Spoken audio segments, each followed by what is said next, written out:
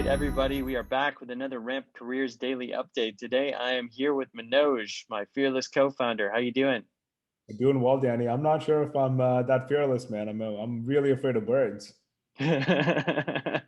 Oh man, we're here on another Thursday without Mitch, so we got to give him a little hat tip and call it Friday Eve. Say how pumped we are for the end of the week. I know. Likewise, I missed you guys yesterday, but I caught up with Mitch, and he mentioned that you made good headway into part two of our three-part series on how do you remove friction from the sales process. Yep, exactly. So we're gonna cap it off right now with our third part of the how to remove friction from the sales process by talking about expectation setting. Both of us, I'm sure, have been on teams that have done this really well and teams that haven't done it so well, specifically at the startup level when you're kind of just running and may forget to set expectations right. And this adds complexity and it adds friction into the sales process. So what are some examples of aspects of expectation setting that you've seen play out at different companies, and how do you structure expectations in a way to remove friction from the sales process? This is something that I'm sure we've all been through. These are, I call them like baby elephants in the room that you suspect is going to cause an issue down the line, but you don't want to address it today because you're worried it's going to otherwise bring about some issues into getting your deal forward, right? So you have a bad feeling about it, but you're not really sure whether bringing it up is going to make things better or make things worse. And the reality is, after having been in this spot a few times, it almost always makes things worse. I honestly think you're better off addressing or acknowledging all of the baby elephants and the baby animals that keep you up at night. In my case, little birds, and just bring it up and talk about it with your prospect. A couple of things that off the top of my mind that I think should be addressed, or you align expectations around pricing. Certainly be very transparent about it, and don't, especially if you're starting to get vibes that your price may be too rich or they may not have budget for it. Just talk about it. The second thing are your product features, where you do a demo, you'll talk about certain product features. You're starting to develop a sense that maybe the prospect thinks that you have a set of features or a set of solutions that don't exist today. You may have like passively asked your engineering team about the pipeline and have heard, yeah, it's coming, and you're just trying to piecing it together, right? Whereas someone else, your prospect, may have a increased reliance on wanting to see that particular, well-developed, defined product or solution, and they might want it right after they sign. If that's the case, again, it's going to come up because no one's stupid. Everyone's going to get to the bottom of it before they sign the contract, especially if it's super important for them. So just that's something else that I've seen in terms of not setting proper expectations. Internal processes, I call them, anything around like admin, compliance things, will come up, especially if your prospect has a team, like a purchasing team, that's going to review your company's audits. They might ask for some kind of an IT audit, SOC compliance report. And I see this startups having a lot of these problems because they don't have any of those. And you are better off asking your prospect, like, is this something that you're going to need? Or what are your expectations before you sign? What is all the things that we need to give you? So those are things that I kind of have at the top of my head. What are your thoughts in general? Two questions for you. One is, should you bring all of these up?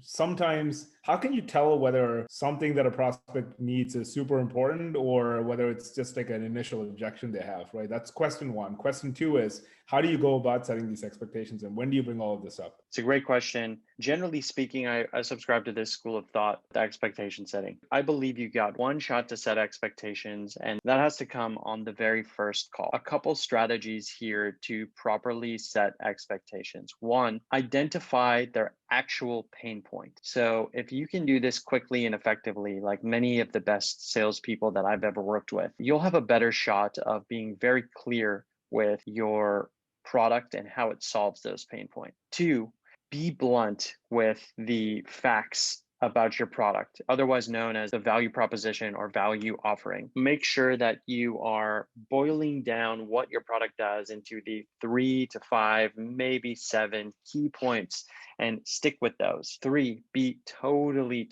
upfront and transparent about your product or your service. Explain what it does and what it does not do. Equally as important to explain what it does not do so that there's no misunderstanding whatsoever. And then 4, encourage your customer to, or encourage the prospect to ask the tough questions of you as the salesperson and of you as the person who's vouching for your product. I think these key points will allow the conversation to proceed with transparency in mind first and foremost. And that's really what expectation setting is.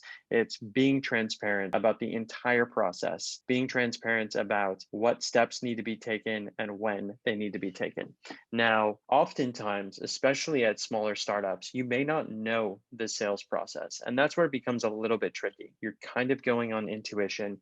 You're shooting from the hip a little bit. So, how you mitigate this risk, especially if you're an early salesperson at one of these growth companies, is write down in an ideal world the checkpoints that you think would be important in a sales process. So, what do I mean there? So, on the first call, you're going to talk about qualification. You're going to talk about the things that you're going to talk about pain points. You're going to talk about aspects of the prospect situation that may or may not impact the deal. The second conversation is typically a demo or multiple demos, maybe some more discovery. The third checkpoint will likely be some sort of deliverable from you, whether it's a proposal, whether it's a deck, something like that. The next step would typically be the contract process. And the final step would be the close. So make sure that all of those are listed out for your prospect and they all have dates assigned to it. And then come up with a very simple give get model where at any one situation, you're giving something to the prospect and you're getting something in return. So an example of something that you could get in return, you give them qualification and a takeaway like a deck, they give you access to the org chart, who's going to be involved with the deal, and they're fully transparent with you. So I think it's really just about building that level of trust and transparency with your prospect to eliminate that friction. No, that makes sense, Danny. I think that's a good way of looking at it. And to your point, there's much to be said about being transparent. You'll develop the trust and respect of your prospect, and should they not choose to pursue a deal with you today, at the very least, you're not closing the door for a future sale. Life is short, relationships are important, and you'll start to realize that the business world is not as large as you think. You'll often run into the same customers, the same salespeople, and at the end of the day, your reputation is really all you have left, and it is the legacy that you'll leave behind you. So on that note, great way of summarizing it, and thanks for coming up with the series. I know it was your idea and Mitch's idea, so good stuff here. It's been great chatting with you. And for our audience, when you think about the sales process overall, you want to remove any friction points, any points of inflection where you have to think or it's a struggle for your customer to actually buy the product. It should feel as easy as walking into an Apple store and purchasing an iPhone. So make your sales process as beautiful as that is. That'll wrap it for today. For Manoj, this is Danny with another Ramp Careers Daily Update. Thanks for tuning in, everybody. Bye-bye.